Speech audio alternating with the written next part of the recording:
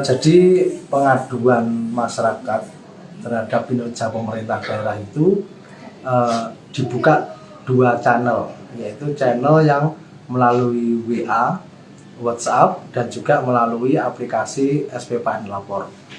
Kalau melalui SP4N Lapor itu langsung dipantau oleh pemerintah pusat dalam hal ini Menpan, sehingga kinerja penyelesaian pengaduan itu langsung bisa dievaluasi oleh Menpan kalau pengaduan itu melalui SP4N Lapor. Tapi kalau melalui WhatsApp itu merupakan channel Kabupaten Trenggalek, sehingga kami sarankan kepada masyarakat apabila ingin menyampaikan pengaduan itu sebaiknya itu menggunakan aplikasi SP4N Lapor, karena itu nanti penyelesaiannya langsung dipantau oleh pemerintah pusat. Jadi kalau lama tidak segera diselesaikan itu tidak hanya dari Diskominfo yang mengingatkan OPD yang harus menyelesaikan pengaduan, tapi juga dari pemerintah pusat itu bisa mengingatkan, karena di situ menggunakan aplikasi pusat. Dari dua channel ini karena Kabupaten Trenggalek itu mungkin ya literasi digitalnya masih belum seperti kota-kota besar, itu banyak yang masih menggunakan saluran WhatsApp ya, karena mudah diakses, kemudian banyak orang yang bisa. Tapi kalau melalui SP4N Lapor itu masih sedikit dibandingkan dengan melalui WA, karena mereka harus login dulu, harus punya email, dan itu menurut saya juga kurang familiar bagi masyarakat Trenggalek. Jadi ada dua saluran itu. Nah, untuk SOP-nya ketika masyarakat mengadu itu nanti admin utamanya adalah Dinas Kominfo. Dari Dinas Kominfo nanti akan menyeleksi laporan pengaduan itu ditujukan kepada dinas mana. Kemudian langsung akan kita disposisi ke dinas yang menjadi tujuan dari aduan itu. Kemudian di sana ada pejabat penghubung istilahnya, itu untuk segera menindaklanjuti. Nah, setelah dia ditindaklanjuti, maka kami dari Dinas Kominfo juga akan mendapat tembusan, masyarakatnya mengadu juga langsung mendapatkan jawaban.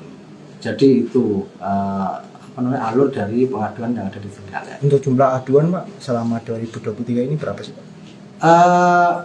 Kalau selama 2023 ini tiap bulannya rata-rata ada sekitar 20-30, berarti kalau sampai bulan April kemarin ya sekitar 120-an pengaduan yang mungkin variatif ya jenisnya. Setiap bulan itu pasti ada tema-tema yang menonjol di situ. Ada ketertiban, ada perhubungan, ada pekerjaan umum. Nah, itu silakan masyarakat yang ingin mengetahui terkait dengan pengaduan di Trenggalek itu bisa diakses di IG Kominfo. Jadi IG Kominfo itu setiap bulan itu menyediakan data-data terkait dengan pengaduan yang ada di Trenggalek. Berapa yang masuk, berapa yang diselesaikan, OPD mana yang banyak, itu ada semuanya di situ. Kalau Cirengeng Pak, dari 1, 2, 3 itu paling banyak PD apa sampai 3 itu Pak?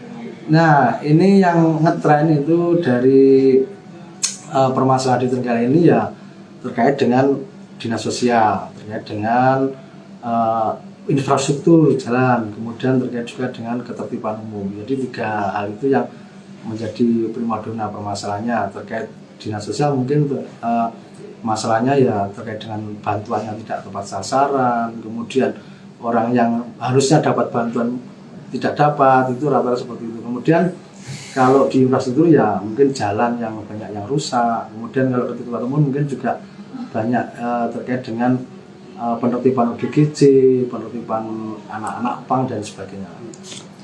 Kemudian untuk tingkat penyelesaiannya kan di beberapa instansi belum sepenuhnya bisa diselesaikan. Nah, itu biasanya apa sih Pak kendala mereka? Nah, kalau kami konfirmasi kepada dinas terkait dengan keterlambatan untuk proses penyelesaian pengaduan itu biasanya mereka di dalam menjawab kan harus ada datanya ya. Jadi pengumpulan data itu harus melalui bidang lain. Jadi di OPD itu ada namanya pejabat penghubung pengaduan itu harus mampu mengkomunikasikan setiap pengaduan itu kepada bidang-bidang yang menangani. Nah ini kadang-kadang saya tanya kepada pejabat penghubungnya itu data yang dari bidang itu yang agak lama. Nah, jadi permasalahan ada di internal OPD itu. Misal kayak pengaduan infrastruktur ini kan membutuhkan anggaran dan Nah, ya. anggaran itu enggak langsung. Ya. Nah itu kayak gimana itu?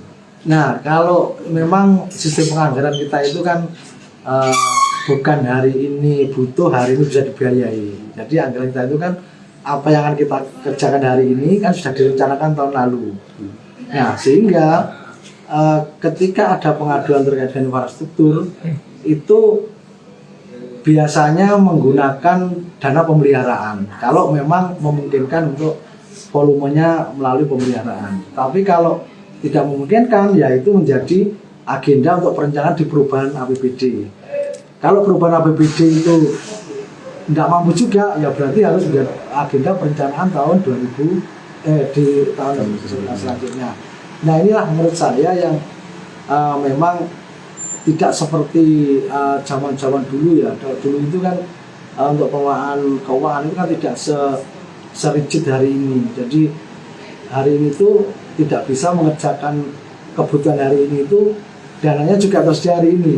Kalau belum direncanakan tidak bisa, karena di dalam manajemen keuangan kita itu kita dilarang melakukan kegiatan yang belum ada perencanaannya. Nah ini yang menjadi pengunci diskresi dari pemerintah daerah di sini. Tapi kalau itu berupa karena bencana, nah ini beda lagi. Kalau kerusakan infrastruktur karena bencana, ini masih bisa menggunakan BTT. Jadi dana tidak tergolong itu bisa. Pak Dev, kalau untuk laporan dari tahun ke tahun ini mengalami kenaikan atau penurunan? Bergelombang. Jadi mungkin tadi disampaikan nanti kalau di analisa itu dari rendah kemudian naik, kemudian ada tren turun. Nah ini kami juga berusaha menganalisa ini kenapa ya pengaduannya kok naik turun seperti ini. Nah, sebetulnya kalau dari kriteria Menpan itu di dalam pencapaian sebuah kabupaten yang keterbukaan informasinya itu bagus, itu semakin banyak orang mengadu itu semakin bagus nilainya itu. Jadi masyarakat diberikan kesempatan keleluasan untuk bahasanya itu mendapatkan hak-haknya. Tapi kalau pemerintahnya itu minim pengaduan, bukan berarti sudah bagus pekerjaannya, tapi bahasanya Menpan itu karena tersumbat salurannya untuk mengadu. Nah makanya kalau di Trenggalek itu kan sama Bupati dibuka mulai dari Sonjo Pendopo, kemudian ada WA, kemudian ada SP4 lapor, bahkan di OPD sendiri itu juga masih ada mencantumkan web yang bisa mengadu di situ.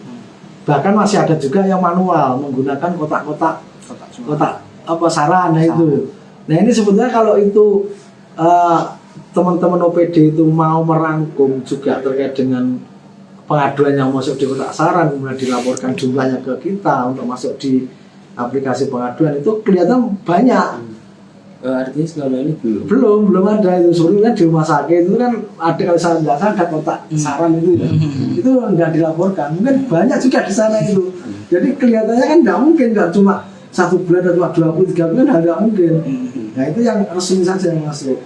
Tapi kalau yang di masing-masing OPD yang manual yang tidak juga dilaporkan itu juga banyak.